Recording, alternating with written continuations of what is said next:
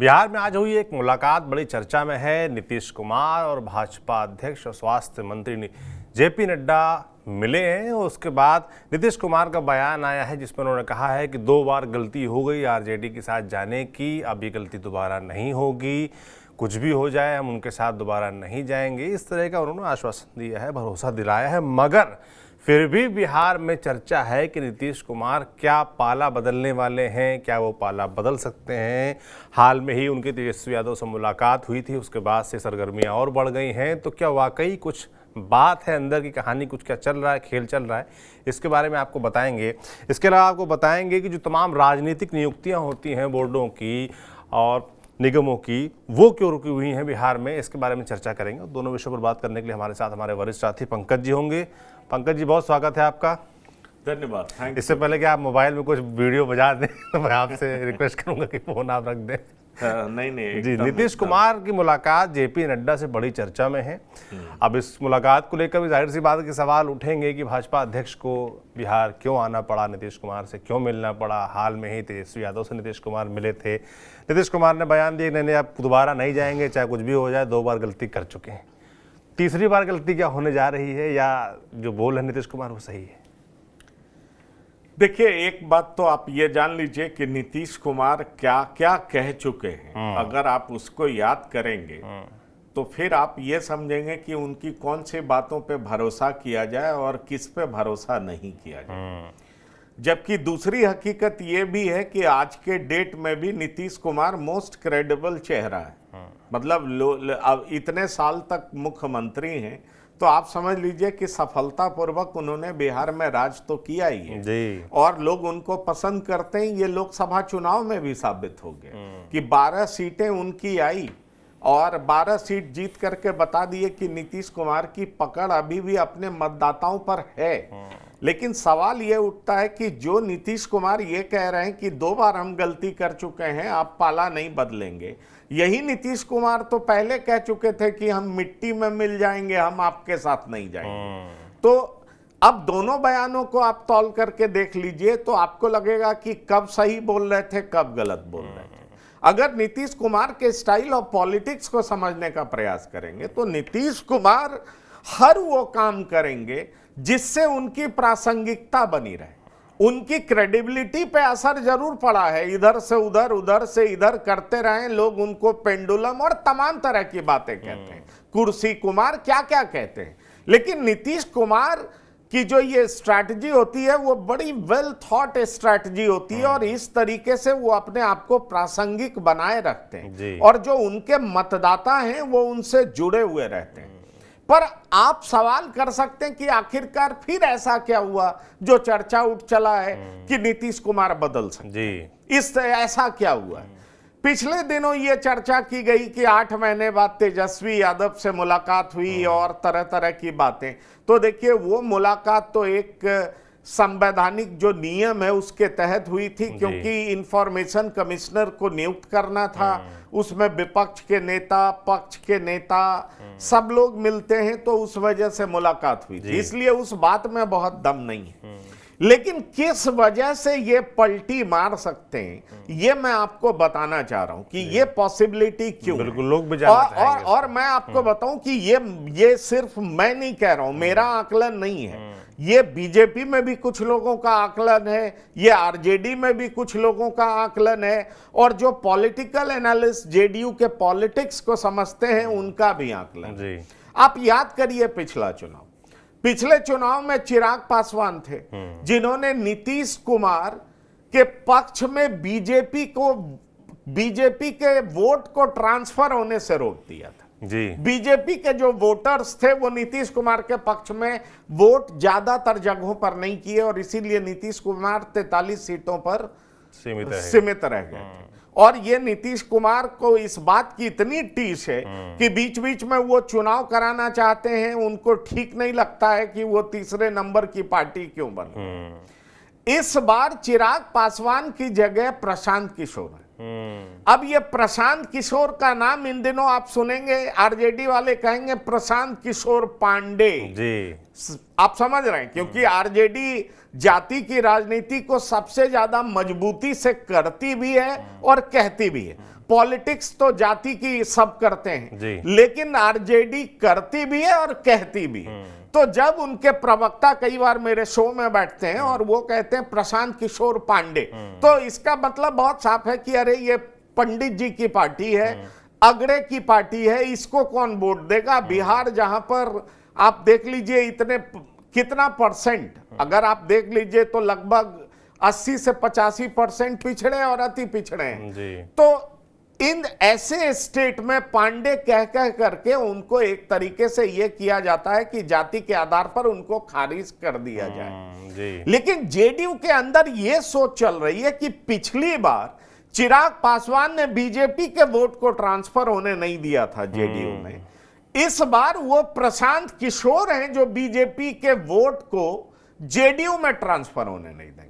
अच्छा। क्योंकि बीजेपी के जो वोटर्स हैं वो जेडीयू से नाराज हो गए, खासतौर पर अपर कास्ट के जो वोटर्स हैं अब नीतीश कुमार को देख करके थक गए, पक गए, एंटी इनकम्बेंसी है, उनको नया चेहरा चाहिए। नीतीश कुमार लंबे समय से मुख्यमंत्री हैं, अब उनका जो बेहतर चीज था जिसके लिए वो जाने जाते थे, सुशासन बाबू, बेहतरीन लॉ एंड ऑर्डर, जोरदार सड़क, बिजली, वो तमाम काम नीतीश कुमार ने कर दिया। आप पहले 10 साल में उन्होंने बहुत अच्छा काम कर दिया और जो 2010 का चुनाव जीते थे तो इसलिए जीते थे क्योंकि शानदार लॉ एंड ऑर्डर था। और लॉ एंड ऑर्डर, चूंकि उस समय आप देख लीजिए तो पुलिस के मुखिया कौन थे, अभयानंद थे, और अभयानंद ने जिस तरीके से स्पीडी ट्रायल कराया, शहाबुद्दीन जैसे जो बड़े आप कह लीजिए अपराधी थे जिन पर कई तरह के आरोप थे, उनकी सजा कराई, और उनकी सजा इस तरीके से कराई जबकि सिवान का प्रशासन का हाथ पैर फूल रहा था। आप ये जान लीजिए कि डीएम और एसपी वहां के ट्रायल कराने के लिए तैयार नहीं थे क्योंकि उनका कहना था यहां दंगा हो जाएगा, और अभयानंद बीच में कूदे और उन्होंने कहा कि कैसे दंगा हो जाएगा, इसके लिए हम किस तरीके से उन्होंने ट्रायल करा, और उसकी एक बड़ी कहानी है, बड़ी रोचक कहानी है। और इसी बीच में शहाबुद्दीन के तरफ से, जो कि अब रहे नहीं, गुजर गए, तो उन्होंने एक अपने स्पाइन में इंजरी बता दिया, फिर वो एम्स आ गए, तो एम्स आ गए तो वहां भी ट्रायल हो गया, समझ लीजिए एम्स को ही कैद खाना बना दिया गया, उनका इलाज भी होता रहा और ट्रायल भी होता रहा। तो ये दोनों काम साइमल्टेनियसली अभयानंद जैसे कॉम्पिटेंट ऑफिसर करा सकते थे और उन्होंने कराया। और देखिए 2010 याद करिए तो आपको पता चलेगा कि महज 22 सीट पर आरजेडी से मट गई। ये हो सकता था क्या? 2010 के चुनाव में नीतीश कुमार को हर जाति, हर तबके से लोगों ने वोट किया था क्योंकि सुशासन के सिंबल बन चुके थे, बिहार की उम्मीद बन चुके थे, अपने वादों पे खड़े उतर रहे थे। किसी तरीके से विपक्ष के किसी नेता में गट्स नहीं था जो नीतीश कुमार को चुनौती दे सके, उनके किसी काम को लेकर के जनता में आवाज उठा सके। लेकिन वो स्थिति 2012-13 के बाद बदलने लगी। जानकार ये कहते हैं कि जब से उनका मंसूबा प्रधानमंत्री बनने का हुआ तब से नीतीश कुमार बेहतर नेता रह नहीं गए। वो जाति पाति की पॉलिटिक्स, गुना गणित, जोड़ घटाव में लग गए, और जो उनका बेहतर एडमिनिस्ट्रेशन, जो उनकी पहचान थी, वो डाइल्यूट होने लगी। तो ये सारी बातें हैं। अब देखिए नीतीश कुमार फिर भी गुना गणित जोड़ घटाव कहने वाले कुछ भी कहें, पर मुख्यमंत्री तो नीतीश कुमार ही है ना। 43 सीट आया तो भी नीतीश कुमार ही है मुख्यमंत्री। अब सवाल उठता है कि इस बार एक सोच बड़ी तेजी से पनप रही है। वो सोच ये है कि जो काम पिछली बार चिराग पासवान किए थे वो काम इस बार प्रशांत किशोर कर गए, तो फिर नीतीश कुमार का क्या हो? नीतीश कुमार इस बार और फिसड्डी हो जाएंगे। 2020 में तो ये उम्मीद भी नहीं थी, लेकिन 2025 में ऐसा हो सकता है कि जैसे चिराग पासवान को 25 लाख वोट आ गया था और उन्होंने अपने तमाम उम्मीदवारों को जेडीयू के खिलाफ उतार दिया था, तो इस तरीके से प्रशांत किशोर जिस तरीके से आरजेडी और जेडीयू दोनों के खिलाफ मुखर होकर के बोल रहे हैं, ज्यादा बोल रहे हैं, वैसे बीजेपी के खिलाफ भी बोल रहे हैं, तो एक सोच ये चल रहा है कि बीजेपी के वैसे वोटर्स जो बीजेपी को वोट देना चाहते हैं लेकिन जेडीयू को वोट देना नहीं चाहते हैं, उन वोटों को प्रशांत किशोर अपनी तरफ खींच सकते हैं। और जब ये खींचेंगे तो फिर जेडीयू की स्थिति वही हो जाएगी जो 2020 में थी। तो कहा यह जा रहा है कि ये सोच नीतीश कुमार के मन में चल रहा है। ये कुछ जो पॉलिटिकल एनालिस्ट हैं और कुछ जो बीजेपी के अंदर के लोग हैं जो नीतीश कुमार के मूव पे नजर रखते हैं, वो ऐसा सोच रहे हैं कि ये संभव है। और अगर ऐसा होता है तो निश्चित तौर पर नीतीश कुमार को फिर फायदा क्या होगा। तब कहा जा रहा है कि नीतीश कुमार को ऐसा लगता है कि अगर हम आरजेडी के साथ चले जाते हैं तो ये दिक्कत नहीं होगी, तब वोटों का कंसोलिडेशन जबरदस्त होगा, सब कुछ हमारे फेवर में होगा और फिर से हम थंपिंग मेजॉरिटी से सरकार बना सकते हैं। इसलिए जो ये बीच में आवाज उठ रही है, वो कहते हैं ना Saurabh, there is a no smoke without fire. तो अगर कुछ बात होती है तभी इस तरह की बात निकलती है। तो ये सोच है जिससे कोई इनकार नहीं कर सकता। लेकिन एक बात ये भी सच है कि जो नीतीश कुमार 2020 में थे वो नीतीश कुमार 2024 में नहीं है। जो नीतीश कुमार 2010 में थे वो नीतीश कुमार 2024 या 25 में नहीं है। स्वास्थ्य भी एक बड़ा मसला है, कई बार इधर उधर कर चुके हैं, इसलिए बार बार उनको अलग अलग प्लेटफॉर्म से कहना पड़ता है कि पहले ही हम गलती कर चुके हैं, अब गलती नहीं करेंगे, ये कहते हैं। लेकिन जो उनको समझते हैं वो उनकी बातों पे विश्वास नहीं करते। अगर आप पूछेंगे तो मैं भी उनकी इन बातों पे विश्वास नहीं करता, भरोसा नहीं करता, क्योंकि मैंने अभी देखा है 2024 में 23 में क्या बोल रहे थे और 24 में फिर वो आ गए बीजेपी के साथ।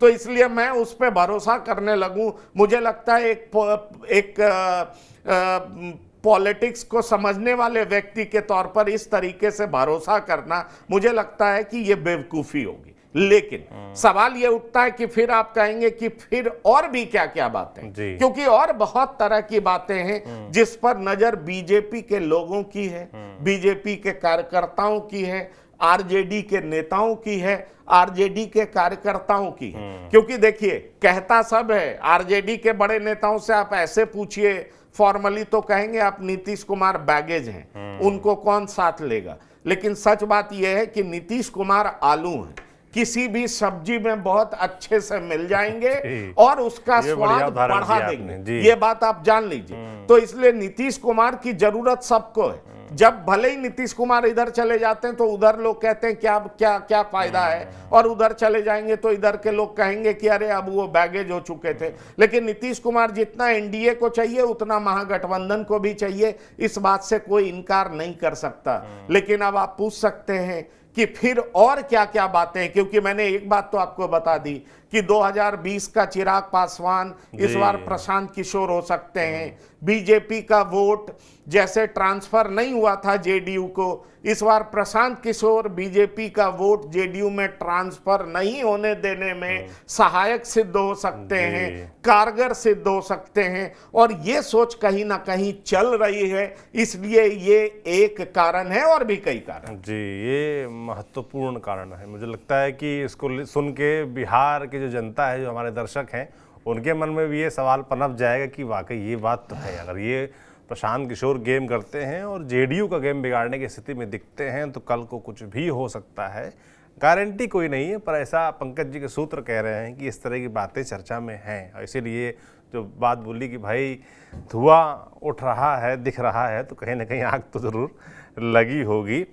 दूसरा मुद्दा, ये जो राजनीतिक नियुक्तियां हैं जो उत्तर प्रदेश में लगातार विवादों का विषय बनी रही, अब वहाँ तो लिस्ट आने लगी हैं, मगर बिहार में मामला ये फंसा हुआ है। बिहार में तो बंटवारा भी होगा भाई इस तरह की नियुक्तियों का, क्योंकि जेडीयू के मुख्यमंत्री हैं, सहयोगी पार्टी है, और बीजेपी सहयोगी पार्टी है, दोनों और भी तमाम सहयोगी पार्टी हैं। तो क्या इस चक्कर में अटका हुआ है मामला? देखिए, एक बात मैं आपको ये बता दूं, क्योंकि बहुत तरह की बातें जब आप बड़े नेताओं से करेंगे तो बड़े नेता बहुत ही गहरे होते हैं, अक्सर आपसे फोन पे बहुत तरह की बात नहीं करेंगे। लेकिन जब आप मिडिल रेंज के नेताओं से बात करेंगे तो वो बहुत तरह की बातें आपसे कह देते हैं। जब हमने उनसे पूछा कि अरे भाई, आपको लगता है कि नीतीश कुमार फिर से बदल सकते हैं, तो वो कहते हैं देखिए अब तो हमको भी दिल से नहीं लगता है कि नीतीश कुमार कितनी बार बदलेंगे, और अब तो बार बार कह रहे हैं और अब नीतीश कुमार स्वास्थ्य के लिहाज से भी बहुत ठीक नहीं है, और आरजेडी में वो जाते हैं तो उनकी स्थिति ठीक नहीं रह पाती है, क्योंकि उनका जो इमेज है उस पे धब्बा लगता है। लेकिन मैं बहुत सारी बातें बता जाते हैं, जैसे देखिए कि बोर्ड और आयोग के अध्यक्ष पद का गठन होना जी। और ये 1 सप्ताह में होना है। अगर इस 1 सप्ताह में नीतीश कुमार नहीं करते तो समझ लीजिए कि नीतीश कुमार के मन में कुछ ना कुछ है, कुछ ना कुछ चल रहा है। अच्छा। ये बात जान लीजिए, करेक्टेड है। बिल्कुल बिल्कुल बिल्कुल। अगर बोर्ड और आयोग के अध्यक्ष पद का गठन 1 सप्ताह के भीतर नहीं हो रहा है, इसका मतलब कुछ नीतीश कुमार के मन में चल रहा है। ये बात आप जान लीजिए। और नीतीश कुमार जो कहते हैं वो करते नहीं, कम से कम पाला बदलने के समय में तो बिल्कुल नहीं करते। मुझे याद है 2022 में जब वो पाला बदल रहे थे तो एक रात पहले बड़े नेता का फोन गया था उनके पास, और उन्होंने कहा था ये सब बेकार की बात है, और अगले दिन बदल गए थे। मैंने आपको बताया कि वो कह चुके मिट्टी में मिल जाऊंगा, नहीं बदलूंगा, लेकिन बदल गए। तो इसलिए अगले 1 सप्ताह में बोर्ड का गठन होना है, आयोग के अध्यक्ष पद का चुनाव होना है, बराबर बराबर दोनों पार्टी में बंटना है। अगर नहीं बंटता है, नीतीश कुमार इस पे फैसला नहीं लेते, तो आप ये समझ लीजिएगा कि निश्चित तौर पर कुछ तो गड़बड़ है, कुछ गड़बड़ होने जा रहा है। अब वो गड़बड़ नहीं हो उससे पहले इनको और कुछ चाहिए, इनकी बात मान ली जाए तो अलग है, लेकिन इनके दिमाग में कुछ चल रहा है, इस बात से कोई इनकार नहीं कर सकता। अगले 1 महीने में प्रखंड 20 सूत्री का भी गठन होना, अगर वो भी नहीं होगा, क्योंकि ये भाजपा और जेडीयू जितने भी एनडीए के घटक दल हैं, सबके नेताओं के बीच में, प्रखंड स्तर के नेताओं के बीच में, डिस्ट्रिक्ट स्तर के नेताओं के बीच में, और साथ में बोर्ड और आयोग के अध्यक्ष पद का गठन होना है। इसमें आप जान लीजिए कि व्यापार आयोग का भी गठन होगा, ठीक ठाक सैलरी भी मिलता है, सत्ता में भागीदारी भी होती है, और तमाम लोग नजरें गड़ाए हुए। अगर बोर्ड और आयोग के अध्यक्ष पद का गठन 1 सप्ताह में नहीं होता तो आप मुझसे पूछेंगे तो मैं मानूंगा कि नीतीश कुमार वो शतरंज में घोड़े की चाल होती है ना, वो कह रहे हैं लेकिन वो सीधा चलेंगे नहीं, वो ढाई कदम चलने वाले। और इसी तरीके से 20 सूत्री का गठन प्रखंड स्तर पर नहीं हुआ तो मैं ये मान करके चलूंगा कि कुछ तो गड़बड़ चल रहा है इनके दिमाग में, ये समझा जा सकता है। तो इसलिए आज भले ही जेपी नड्डा से मिले, कई बार प्रधानमंत्री से मिलकर के कह चुके हैं कि अब जो पहले गड़बड़ हो गया लेकिन अब हम कहीं जाने वाले नहीं हैं, पर उनकी इन बातों को 100% विश्वास किया जाए ये मैं नहीं करने वाला जी। ये मैं आप भी नहीं करने वाले, और मुझे लगता है कि बहुत बड़ी जनता बिहार में भी है, वो भी इस बात को, यही बात मैं आपसे कह रहा हूं। और एक बात और इंटरेस्टिंग है, पिछली बार भी जब इन्होंने पाला बदला था तो जेपी नड्डा ही बिहार पहुंचे थे, और जेपी नड्डा बिहार पहुंचे थे और उन्होंने ये कह दिया था कि बहुत तरह की जो ये रीजनल पार्टीज हैं, रीजनल पार्टीज पे जेपी नड्डा ने करारा प्रहार किया, इस बात को जान लीजिए। और बीजेपी के मंसूबे क्या हैं इसको लेकर के जेडीयू को बहुत शक हो गया। वैसे इस बार भी जेपी नड्डा पहुंचे हैं, सबसे पहले नीतीश कुमार से मिलने गए हैं। नीतीश कुमार का बयान आ रहा है कि हम किसी भी सूरत में बदलने नहीं जा रहे हैं, 2 बार गलती हो चुकी है, अब नहीं होगी। लेकिन इस बार भी जेपी नड्डा पहुंचे तो क्या जेपी नड्डा के पहुंचने के बाद ये सुगबुगाहट तेज होगी क्या? ये भी लोग बात कह रहे हैं, पर होगा क्या ये नीतीश के अलावा कोई नहीं जानता। पर एक बात और इंटरेस्टिंग है सौरभ, वो इंटरेस्टिंग ये है कि पहले नीतीश कुमार के साथ 2 ऐसे लोग थे जो चाहते थे कि आप बीजेपी से हट जाइए और चलिए आरजेडी के साथ। उसमें नाम आता था ललन सिंह का, राजीव रंजन उर्फ ललन सिंह का, और दूसरा नाम विजेंद्र यादव का था। राजीव रंजन सिंह अब केंद्र में मंत्री बन चुके हैं, और राजीव रंजन सिंह मुंगेर में इस बार जो चुनाव लड़े हैं तो राजीव रंजन सिंह को भी समझ में आ चुका है कि उनकी जाति के लोग आगे बढ़ बढ़ करके राजीव रंजन सिंह को जिताया है। जिस तरीके से लालू प्रसाद की रणनीति ने वहां फॉरवर्ड और बैकवर्ड की राजनीति कर दी थी, और जेडीयू के जो वोटर माने जाते थे उसमें कईयों ने तो वोट किया, लेकिन बड़ी संख्या में लोगों ने वोट नहीं किया क्योंकि जेडीयू के वोटर भी जाति पाति के नाम पर बट गए थे। जैसे अभी हाल के समय में जो पिछले 2 दिनों में कंट्रोवर्सी हुई, अशोक चौधरी ने कहा ना जहानाबाद में, करे भाई आप नीतीश कुमार को मानते हैं तो फिर आप जाति क्या देख रहे हैं, चंद्रवंशी खड़े तो आपने इनको वोट क्यों नहीं दिए। तो ये केवल जहानाबाद में नहीं हुआ, ये मुंगेर में भी हुआ, ये बेगूसराय में भी हुआ। वहां पर फॉरवर्ड बैकवर्ड की राजनीति हो गई, इसलिए जो जेडीयू के कमिटेड वोटर्स थे उनमें से बड़ी संख्या में लोगों ने ललन सिंह को वोट नहीं दिया, उनमें से बड़ी संख्या में लोगों ने गिरिराज सिंह को वोट नहीं दिया। तो ये बात आप समझ लीजिए कि ये स्थिति हुई, इसलिए जो ललन सिंह पहले आरजेडी के तरफ जाने के पक्षधर थे, मुझे नहीं लगता कि वो ललन सिंह अब आरजेडी के तरफ जाने के पक्षधर होंगे। संजय झा पहले से ही जाने जाते हैं कि उनका अप्रोच प्रो बीजेपी रहा है। अशोक चौधरी पहले से ही जाने जाते हैं कि उनका अप्रोच प्रो बीजेपी है और वो बीजेपी के तरफ ही रहने में भलाई समझते हैं। जहां तक विजय चौधरी का सवाल है तो उनका भी अप्रोच इसी तरह का रहा है। ऐसे में सवाल उठता है कि क्या जो 4 बड़े नेता जो नीतीश कुमार के आसपास हैं, वो क्या नीतीश कुमार को ऐसा करने देंगे। तो जानने वाले ये कहते हैं कि नीतीश कुमार जो चाहेंगे वही ये 4 लोग चाहेंगे, पर सवाल ये उठता है कि नीतीश कुमार फिर भी सलाह मशवरा तो करेंगे। महासचिव के नाम पर एक मनीष वर्मा आए हैं, तो मनीष वर्मा क्या ऐसा सोचेंगे। मुझे इसमें थोड़ी सी जरूर इस बार अलग स्थिति दिखाई पड़ती है कि ये तमाम लोग बीजेपी के साथ रहने के ही पक्षधर हैं, लेकिन सवाल ये उठता है कि फाइनल डिसीजन नीतीश कुमार लेंगे। जेडीयू का मतलब नीतीश कुमार, और नीतीश कुमार जो फैसले लेंगे वही बात तमाम नेता करेंगे।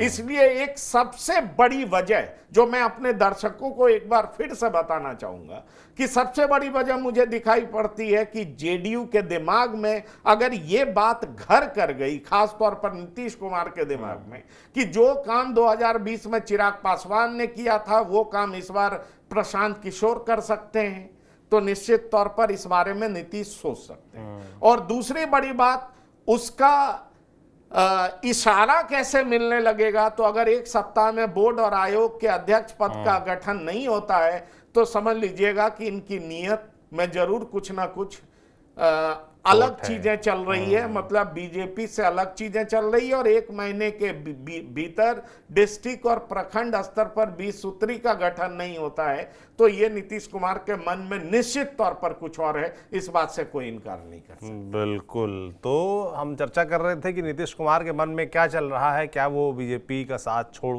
फिर से एक बार आरजेडी के साथ जा सकते हैं।